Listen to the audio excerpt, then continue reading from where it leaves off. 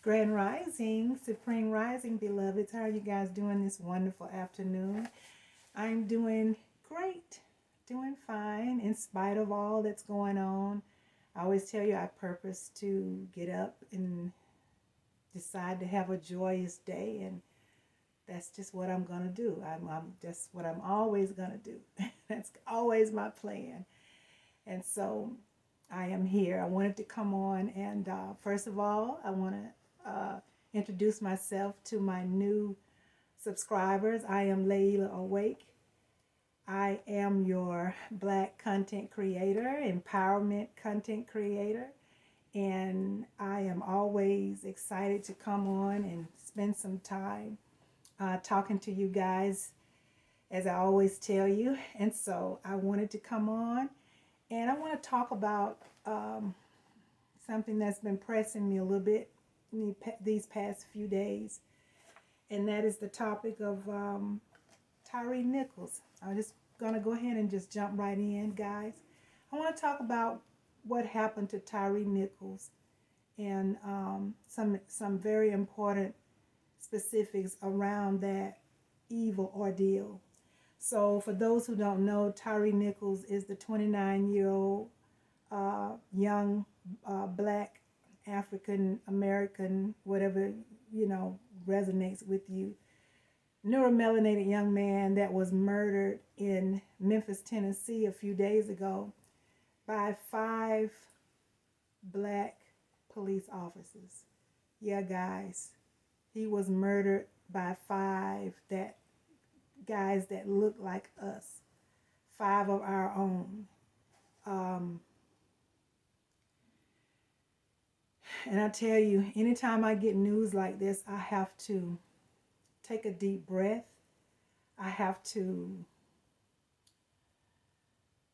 Sometimes I have to take a moment, and especially with this situation being that Black police officers are the ones that allegedly murdered this young man. That's a bit heavier for me. That's a bit heavier. It's hard enough that he was murdered and by police officers, but the fact that they were Black, that they were neuromelanated police officers, that makes it quite a bit harder for me to accept. I think it was January the 7th when he was arrested, and they're saying that the police was pulling him over for a traffic stop. He was speeding or driving recklessly, something to that effect. And when they pulled him over, he jumped out, I understand, and he ran. And they ran him down, allegedly, and they beat him literally to death. He died a couple of days later. So the thing about it with these cops, actually they should be incarcerated right now. You guys know there's no way they should be out anywhere. But they did go ahead and fire them from their job, which is something that is not normally done when there are white cops that commit these same crimes. They're not so, fast to fire them. But they fired these 5 Black police officers. They've already done that. Police officers have qualified immunity, because they are police officers. It's almost like an automatic protection that they have, guys. And that's not right. Supposedly they're sworn to protect and serve the people. But actually, they have so many times murdered the people, and they are the ones who are protected and preserved. It's just so. But if you really know the history of police officers, if you really understand and know, why they exist and how they came about, during the slave trade. I say that during the slave trade, and how they were created to protect white folk and to keep us under control, keep our ancestors under control. If you really know that and you understand the root of that history, then you'll know they were created under evil intentions from the very beginning. So that's that. They were, the fact that police exist, it was scarred from the reason they exist. So understanding that automatically puts police work in a bad light for me. And then knowing the history of how they have been used to slaughter us to this day. If you really can see the truth, if your third eye, which is what I call the first eye, is open, and you really know what's really been going on this planet for centuries, then you don't have to put much thought to it, because it all just hits you in the front automatically when these things happen. So the black police chief of Memphis, Tennessee, Sherilyn Davis, I think is her name, put out a statement saying that this is not a reflection of the good of our officers who perform with integrity. Which is an absolute lie, guys. It's an absolute lie. They have this script that they use when anytime these type of atrocities take place. And they love to use us, to come out and make these comments. Guys, if you are melanated and you work for this tyrannical system, I'm just gonna be honestly, it's hard for me. It's very hard for me not to automatically look at you as the enemy. And I know, there are good people out there in every walk of life, in every race, in every color, or in all groups. But again, because I know that the police officers, that what's at the root of police work is evil, because I know that, it is very, very difficult for me to look at police officers in any other light, because of what I know, because of the history, because of the reason they were created, and then on top of that, all of the atrocities that they've done for centuries and how they treat us. And I want to say this as well. I want to make this very plain and clear. It does not matter what race you are in the police departments. The fact that it's operated under white supremacy means that no matter what face you represent, you're still under white supremacy, because you are ruled by them. You are ruled by the evils. So they can put you in any color face that they want. You're still working under white supremacy. So it's a evil white supremacist system. So these were they were black people, but they were black white supremacists. That's how I see it. And that's how I hear many people see it. And that's just how it is. So we just have to call it what it is. We have to, call a spade a spade. This system is what creates the rules and the laws. And so this is a whole white supremacist system. So you had 5 black men operating under white supremacy rules and laws. And that's just what it is.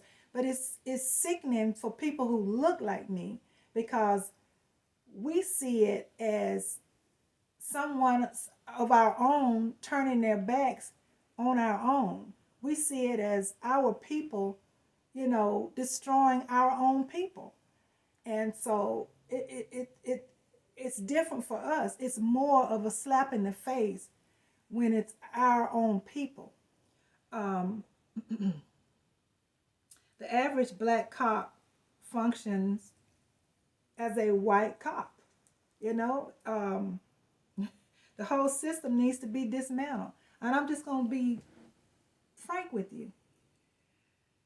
Because of the root of how the system was created, the whole system was tainted from the beginning. So in my opinion, in my humble opinion, I've heard several people talk about how we need to reconstruct the police departments, how we need to defund, or all these different things that we need to do. I tell you simply, my feeling is that we need to dismantle and destroy the police departments. We just need to get rid of them altogether. They serve us no purpose but to harm and single out and harm certain people. They do us no good. We need to actually separate and be our own. We need to take care of our own people. We need to separate from this complete system, dismantle these departments, destroy them, be done with them. We need to separate, and we need to create our own, like it used to be. It's apparent that we have a different moral system inside of us than many of these other groups. It's apparent.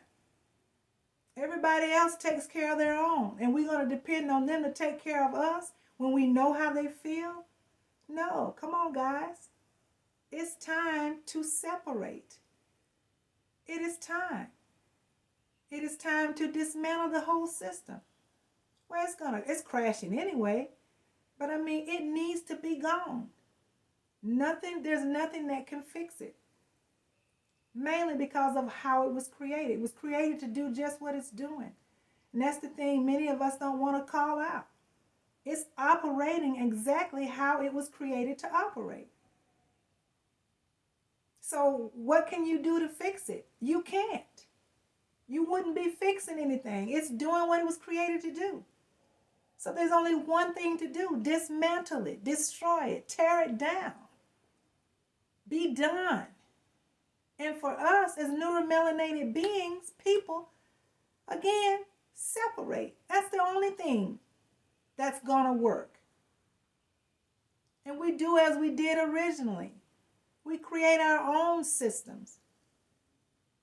And there was a time I can remember when we were so-called free, which we weren't really free, but we were segregated, we were separated, and we had our own police department, our own police that dealt with just us. We had our own grocery stores. We had our own laundromats. We had our own communities where we only saw just us. And we need to go back to that. It needs to be even better, but we need to go back to that. Because that's the only thing that's going to work. It is clearly that's the only thing that's going to work. But I tell you, it breaks my heart, and my heart really goes out to this family, because here it is, another young black man murdered, taken away from his son. I know he has one son, my understanding, and it's like never ending. It's never ending, and it's heartbreaking. And then they go and they call in these lawyers. What is it? What's his name? Crump. I think his name is Crump. These lawyers that they call in to so-called represent these families, who we know many of them are operating along with the police departments, and they come up with deals where they're paid get a healthy deal where they're paid real good, and the families get a few dollars, and then are told that they can't talk about what happened to their child, to their loved one. So this whole system, it's a racket. It is a racket. And it's so time to tear it down. It really does. It's hurt to see our own people do such a thing to our own. And I'm gonna be perfectly honest with you. I'm not necessarily excited about them even locking them up. I think they need to turn them over to the black community and let us deal with them. I think that'll be more kosher. Let us put them in the right hands in the black community. Because it's time. This stuff has to stop. It has to stop. And of course, again, it's crashing. But I tell you, It's not crashing fast enough. So guys, we gotta stand up, step up. Sometimes we have to take things in our own hands. We gotta do more, than just sit back and wait on them to fix it. That we've got to strategize and come up with what we really need to do, what's going to be effective, and we need to step up and do it. We have to do more. Now, what specifically, that's something we have to discuss, but we need to do more, and we can't just keep sitting back, and that we are, the majority. And that's the thing that we fail to realize, many of our people, is that we're not the minority. We never were the minority. They're the minority. And all the power lies in our hands if we would just stand up and take our power back. And that is something that, guys, that we have to do and we need to do sooner than later. So I just wanted to come on and talk about it. It's so unfortunate, and it could have been any of our child. He could have been any of ours, and like I always tell you, when something happens to one of our own, I take it personal. This 29-year-old young man is old enough to, actually, I'm old enough to be his mother. He could be my son, and even if not so, he's still my family. He's our family. And so we should take it personal. We should all feel anger and pain. We should feel something. Losing this young man should make us feel like he's our family. He's our own. That's how everybody else, that's how they respond when it's someone in their race or in their group. And that's what we used to have, and we got to get back there. Because once we get there, we're not going to tolerate. We're not going to have to ponder over what to do. We're just going to get up and do it. Once we start behaving the way we should, like family, we're going to just get up and do it. So my heart breaks for this young man's family. It breaks for his child. I grew up a motherless child, and my father wasn't around most of the time. So I know what it feels like. And so I can only imagine what this kid is about to go through. I know what he's about to go through. And I don't care how much support he can get. It's nothing like having your own parent. And I can tell you that from experience. Not from what I think, what I thought. I walked in it, so I know what it's like. So yes, my heart breaks for this child. My heart breaks for this family. My heart breaks for my people, because this hits home for me. And that's how it should hit home for all of us, because we are a family, whether you want to accept it or not, whether you want to say that you're part of us or not. You're still if you look like me, you're family. You don't have a choice. But I just wanted to come on and talk about that. I haven't gotten any updates in the past couple of days, but I'll say for the last time, this system needs to be dismantled. It needs to be completely destroyed. And we need to separate and do our own thing, create our own systems, our own world, our own communities. And I am excited about that happening. I believe it's going to happen. I know it's going to happen. It's just a matter of time. So thank you guys for taking the time to come on and share this time with me. We're going to be all right. I know we've got to go through some more tough times. We're not done yet. We're not at the very end yet. It's coming. I just believe and I know we're going to be all right. In spite of all, that we're experiencing, we're going to be all right. And it is a whole lot happening right now in this now moment.